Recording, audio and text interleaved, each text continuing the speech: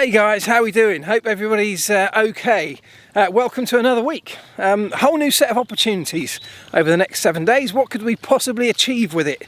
I've got no real plan for this week's videos, but then that's not that unusual.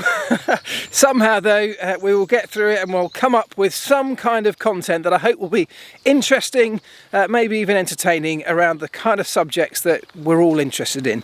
Thank you, by the way, for all the love that you've been giving my Tales of the Tree or Tales from the Treehouse series that I seem to have started.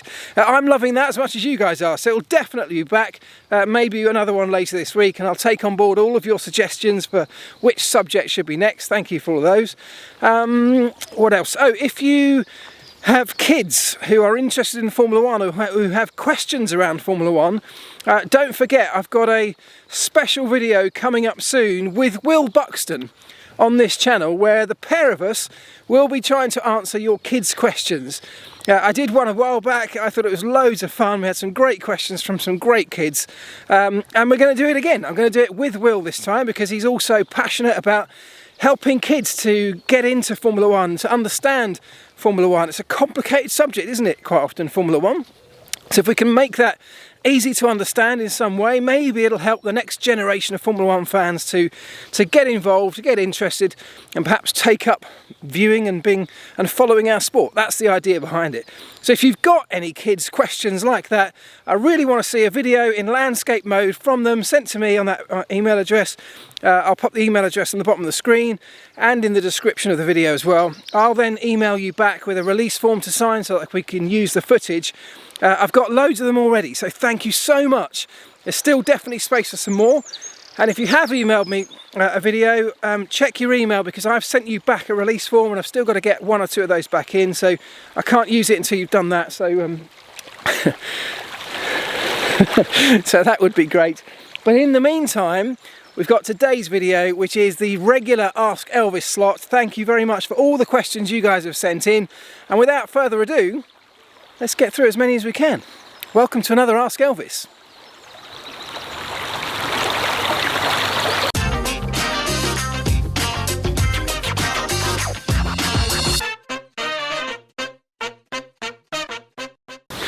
Right, let's get cracking with this one from Alex Whitehead, who says, "Hi Mark, loving the videos as always. Wondering if you could shed some light onto how the front wing is attached and stays attached. Compared to the very violent way wheels are attached, front wings seem to be attached very delicately, even though the loads they experience are equally immense. Maybe a 2-minute tech video could help explain." Well, instead of a 2-minute tech video, I'm going to try and answer it here.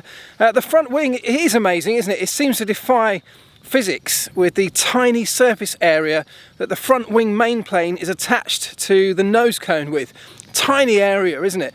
The reason it can do that is the loads are only vertical in that part of the car. So that connection between the nose cone and the front wing doesn't need a huge surface area. The way it's actually attached is from studs. It's mounted on studs with a nut on the back. It's as simple as that. That's mounted onto some hard pads which are laid up into the wing, made out of titanium.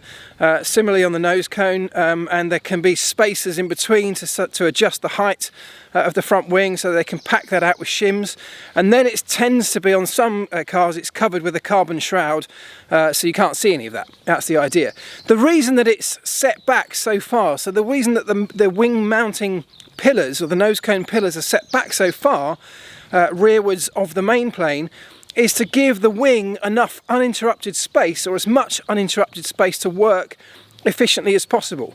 And then what happens is, with those wing mounting pillars, the reason they trail backwards, rearwards from the front wing main plane, is because those wing mounting pillars can then of course be used for aerodynamic gain to clean up the airflow coming off the back of that wing and manage it through to that really important underside of the car. So none of it's there by accident, it's all there very deliberately.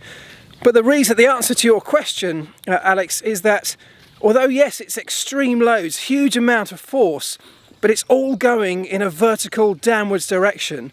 And in that sense, the studs and the mounting pillars can easily take that load. They are designed to take that load and not much more. And that's why you only need a tiny little tap in an accident from a sort of weird angle, and the whole thing can easily spin off. but of course under normal circumstances you're not ever going to design, it's not a bumper, you're never going to be designing a wing to take abnormal loads. You only design it for the optimal loads that it will take under normal circumstances. So I hope that answers your question. Ferdy says, what are your views on the top 3 teams selling their cars to the rest of the grid, as quoted by Christian Horner at Red Bull? That's an interesting one, isn't it? I don't think there's a simple answer to this. I mean, my view, if you'd asked me a few years ago, my view would be, that's ridiculous. Formula One's all about designing, manufacturing the very best components you can. But you know, the world's changed, and so Formula One has to change with it. And I think nowadays what's most important is that we end up with a full grid of competitive cars, because look, it's an entertainment spectacle, isn't it? It should be. We have to be able to have a Formula One that people will tune in and watch. And if that means we have to change the way we do things, if we have to resort to measures like this, then so be it, in my opinion. You know, we need to make sure this sport survives, but not only that, that it thrives in terms of growing, in terms of enticing fans to watch it. And I think that selling customer cars to the smaller teams could be a way to do that. It's not like it's never been done before. You know, we've had this in the past in Formula One. It's not unprecedented.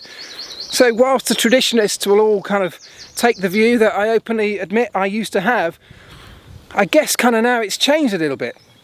You know, the parameters have changed, and particularly with what's going on now, in order to enable the sport and the teams within it to survive, we might need to change the way we think of it a little bit. So yeah, I think I kind of take on board Christian Horner's points on this. Why not? Why not sell customer cars to customer teams and allow a full grid of highly competitive race teams that can all compete on a much more level playing field? The big teams will still have the advantage, just like the parent teams have right now over their kind of customer teams, aren't they? The likes of Haas and Alfa Romeo, Toro Rosso, they're never challenging the big teams, and yet they use an awful lot of the components from those parent manufacturer teams already. So it's not a million miles from what we've got right now in some circumstances. So yeah, why not? Why not embrace and certainly investigate that idea further? This next one comes from somebody with one of my favourite Twitter handles ever. Sir Digby Chicken Caesar asks, hi, just wanted to ask, if we have the minimum races needed to count as a championship, that's 8 by the way, will the eventual winner of the season be devalued, as it would have been a bit of a one-off, even if Lewis gets his 7th or Max blitzes his first World Driver Championship? Well, this is a topic that came up last week. I think somebody asked Sebastian Vettel this question in an interview. In my opinion, no, it won't be devalued. If you become world champion over 8 races, over 10 races, over 15 races or 25 races, for me, it doesn't matter. You've been set a challenge, which is to get through this season, however long it might be, in better shape than everybody else. That means that every single race, if you've only got a championship of 8 races, every single race becomes even more important. You know, the pressure on doing well in each individual race becomes even greater. And if you can get through that season of 8 races better than anybody else, you thoroughly deserve to be world champion that year. We've had seasons in the past that have only had 16 races, haven't we, in relatively recent times.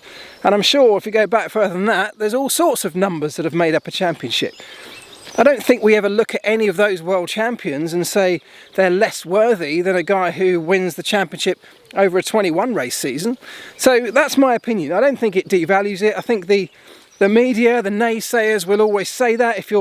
If a driver who you're not a fan of wins the title, of course people will say that. But I think in reality, if you are the driver that wins it, if you go home at the end of a year and you have that trophy on your mantelpiece, you won't care whether it was 8 races or 25 races. You still became world champion in the world's greatest motorsport.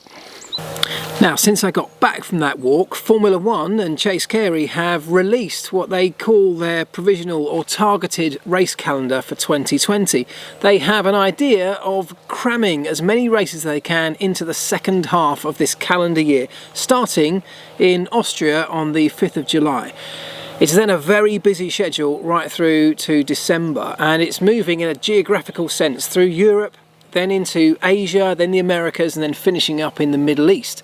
Now, I'll probably do a video in more depth on this tomorrow, but my initial thoughts on that is that it seems very optimistic. I'm really pleased that there's optimism that they'll be able to get races happening, and I really hope that they're right. But it feels like a very, very optimistic calendar given the current situation in so many different countries, different situations in different countries. Moving people around the world is a complete unknown at this stage. Plus asking people to gather together in a large group, which it needs to be to hold a Formula One event, even if you do it without fans in attendance.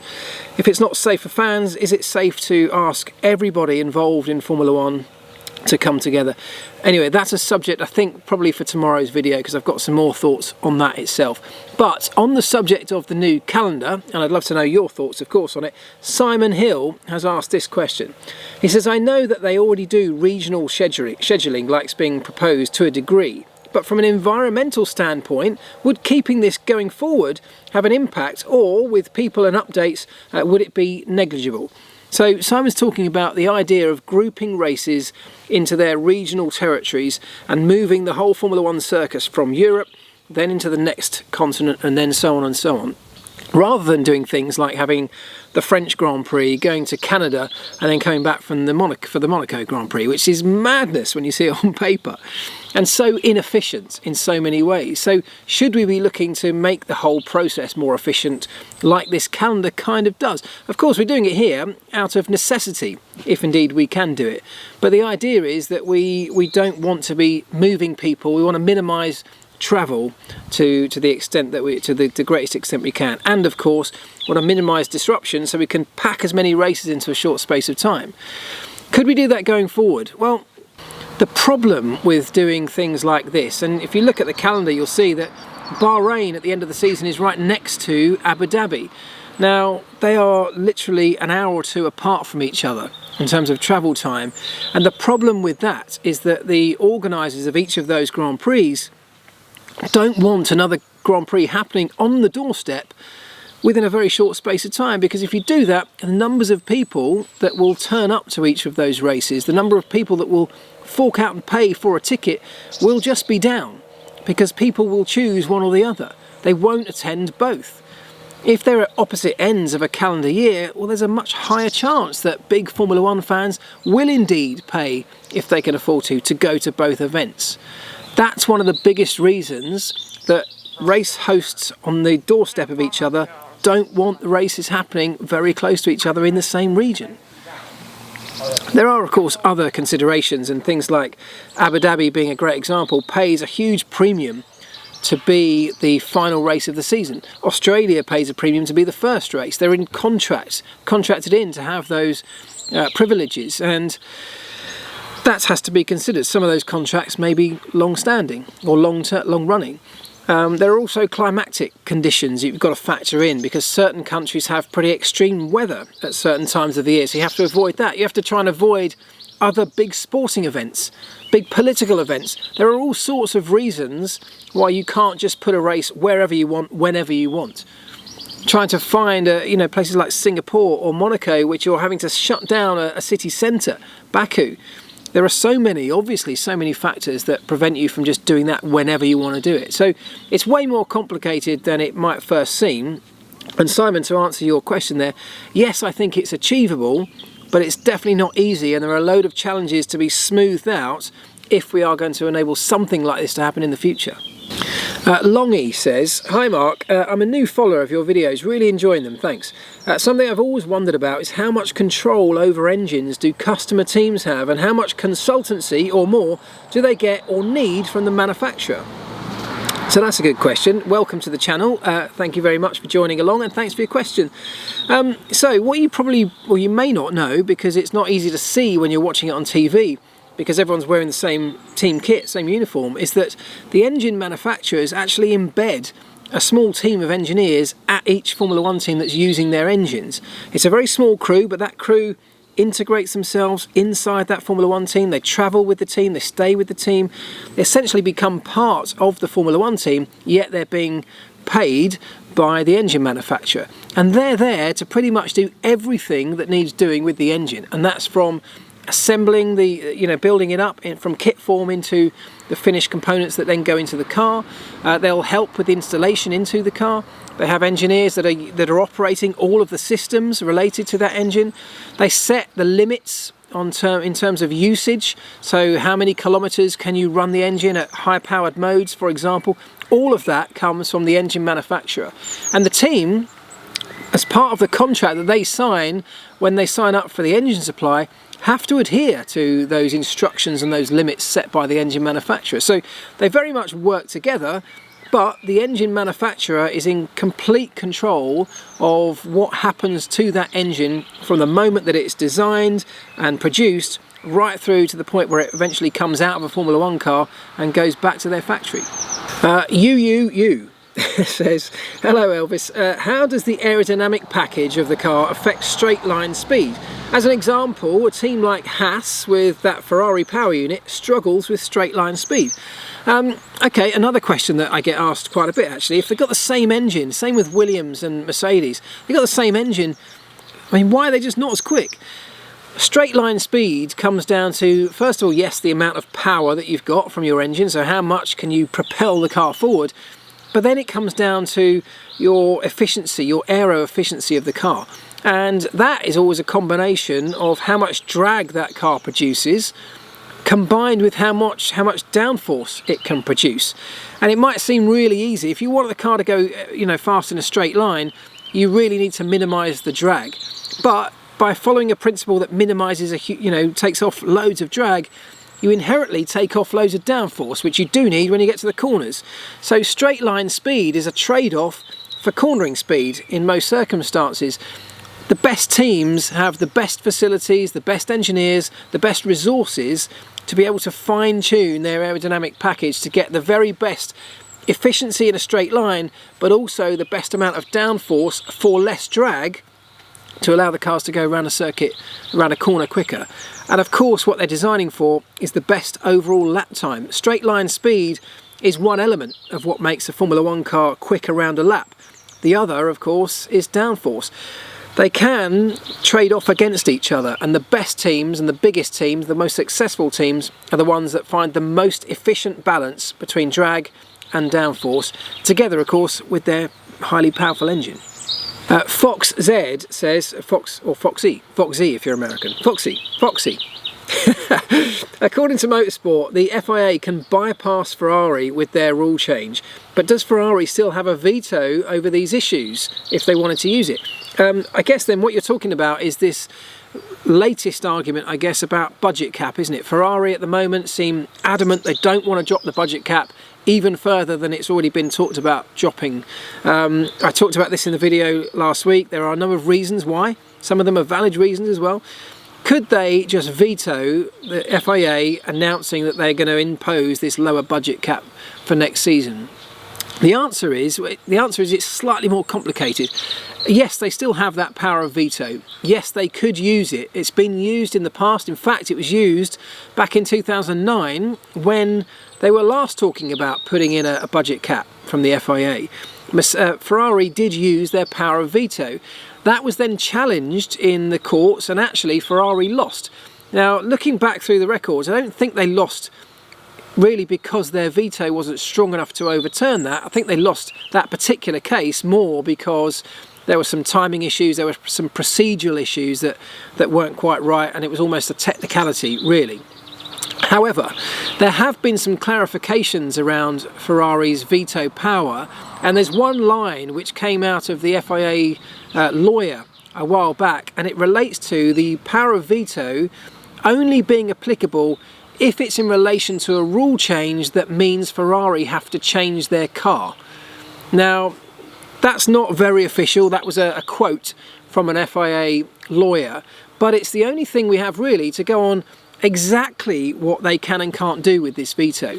If that's indeed the case, perhaps the budget cap could be seen that that's not necessarily meaning that Ferrari have to immediately change their car, and therefore perhaps the FIA, if they really want to impose a budget cap and every other team stands for that, well then maybe the FIA could go ahead and challenge the veto arbitration. That's a sort of a scenario that could happen. Ferrari could challenge that in return. and I don't honestly know what the outcome would be. I suspect there's a growing feeling that, particularly in the current circumstances with what's going on in the world, the need to save costs, it would be a particularly unpopular move from Ferrari, and it may not fall in their favour, but that's just my guesswork. So in answer to your question, yes, they still have the power of veto. Yes, they could use it in this situation. Whether that holds water and if it would stand up in a court, I guess that the only way to find that out would be to see if it was actually challenged. Freddie Fletcher asks this one: what jobs are available within the F1 world for non-graduates? Loads of them, Freddie. I'm a non-graduate, so there are so many roles in every single Formula One team, way more than you would imagine. Certainly way more than you ever see if you watch Formula One on TV. That's a tiny percentage of any Formula One team that travels the world and travels to every Grand Prix. And even what you see on TV is normally a tiny percentage of the people that are even at the track from any given team. So there are so many roles, from mechanics to truck drivers, van drivers, race support staff, factory staff on so many levels, electricians. I mean, there's so many. Literally, I couldn't list them all. There are so many. In fact, I would say the majority of jobs at Formula One teams, at most Formula One teams, could be taken by non-graduates. So if you're hoping to get into Formula One and you don't have a degree, you're not a graduate, doesn't matter. That should not stop you. There are so many opportunities, and you know what? Even some roles that you might think should have a graduate, should be taken by graduates, don't have to be. There's no hard and fast rules.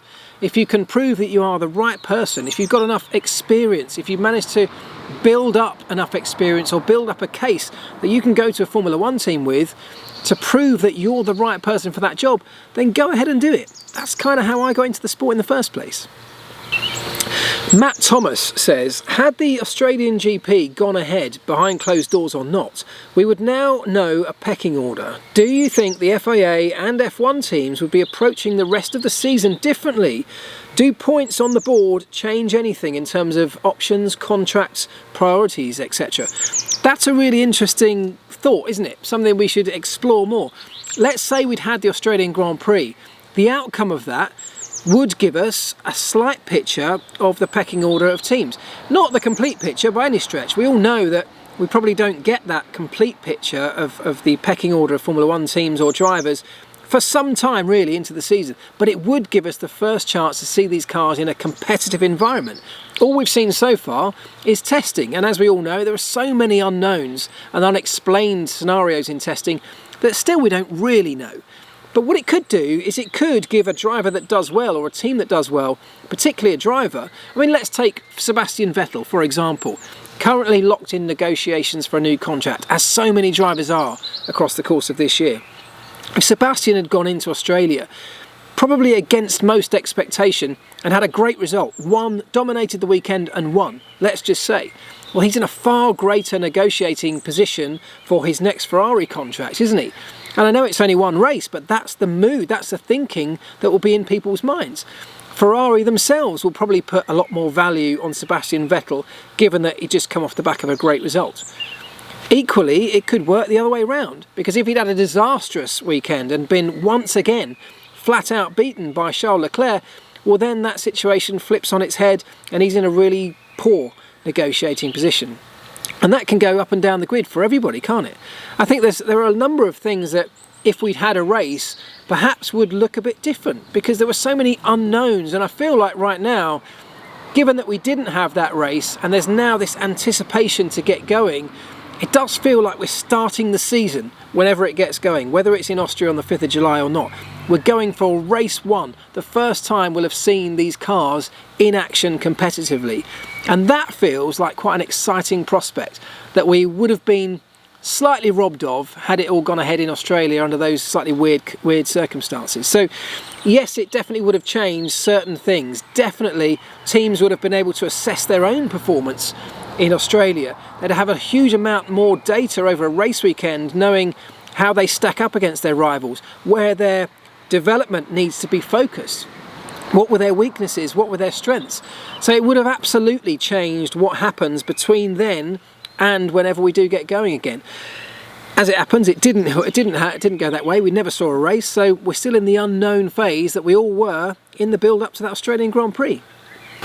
Bladen Anderson says, well, he starts off with some very nice things. I'll let you read those rather than read them myself. But then he goes on to say, my question is, from your experience working with and being friends with the engineers, what does it take to be a Formula 1 engineer?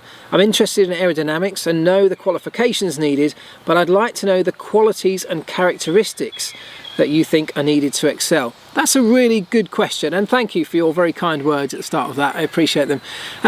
That's a good point, isn't it? Because yes, certain qualifications will get you into certain jobs, whether it's Formula 1 or otherwise, but a certain type of person is often required to excel in those jobs, and Formula 1 is absolutely that industry.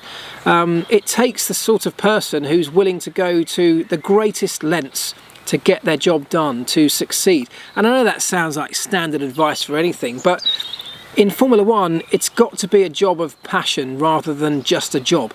Nobody works in Formula 1 just because it pays the bills, because it's a job. First of all, you'd never do it because the hours and the workload involved is so extreme at times, and you don't get paid extra for doing that. You do that because you love what you do. So you've got to be passionate, you've got to be a competitive individual is the next thing. You've got to want to go to greater lengths than any of your competitors are willing to go to, exactly the same way as a driver does, if you want to be the best.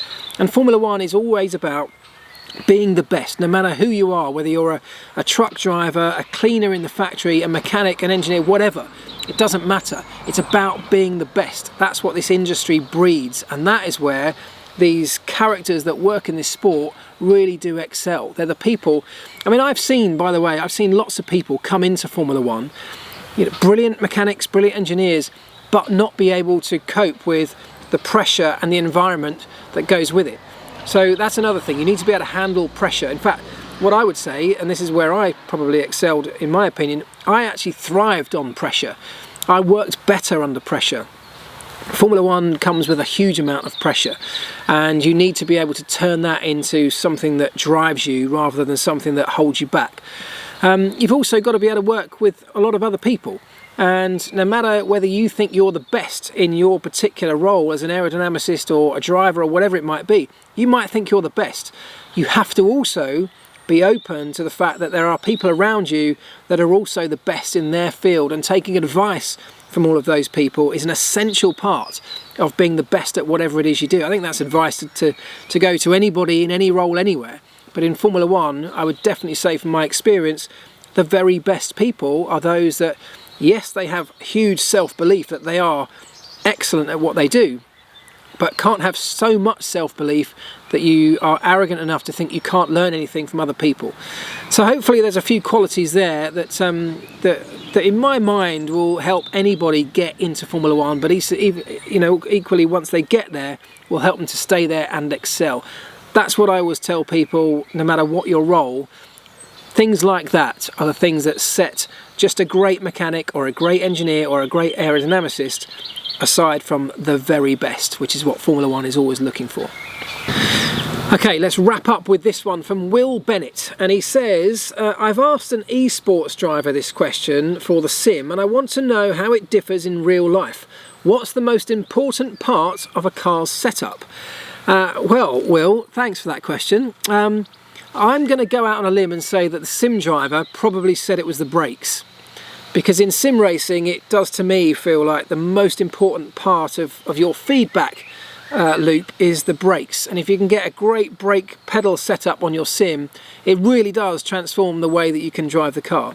In terms of the real car, and I hope you don't think I'm sitting on the fence here, but I'm going to say there is no part of the setup that's more important than any other, because they all have to work in conjunction with each other. And if one part of the setup, one part of the car isn't working well, not only does it compromise the car's performance, but it has a knock-on effect to other areas of the car setup as well. And if you, for example, started tuning the car setup, but left one element, let's say you left tyre pressures alone, didn't touch tyre pressures, tried to tune the car with every other tool that you have around, things like ride heights, aero, all of those other things on the car, you'd be chasing your tail, because at some point that setup would so adversely affect tyre pressures that that element of the car would then negatively affect and twist everything else, all the other feedback you're getting from the car's performance as well. So you have to work globally when you're talking about setting up a car, which is why I'm saying no part of the setup is any more important than any other.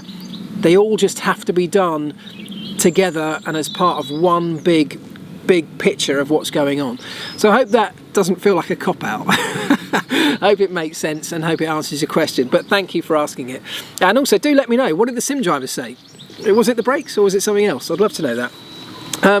Right, that's it for this week, guys. Thank you again for all your questions. They were brilliant. I loved it. I hope you've enjoyed the episode. I will come back and talk more about the new or the proposed targeted F1 calendar. So drop me your thoughts on that and we'll pick that up hopefully tomorrow in a bigger, deeper discussion about how, why, if we should be going racing again in 2020. But for now, thanks ever so much and I'll catch you very soon.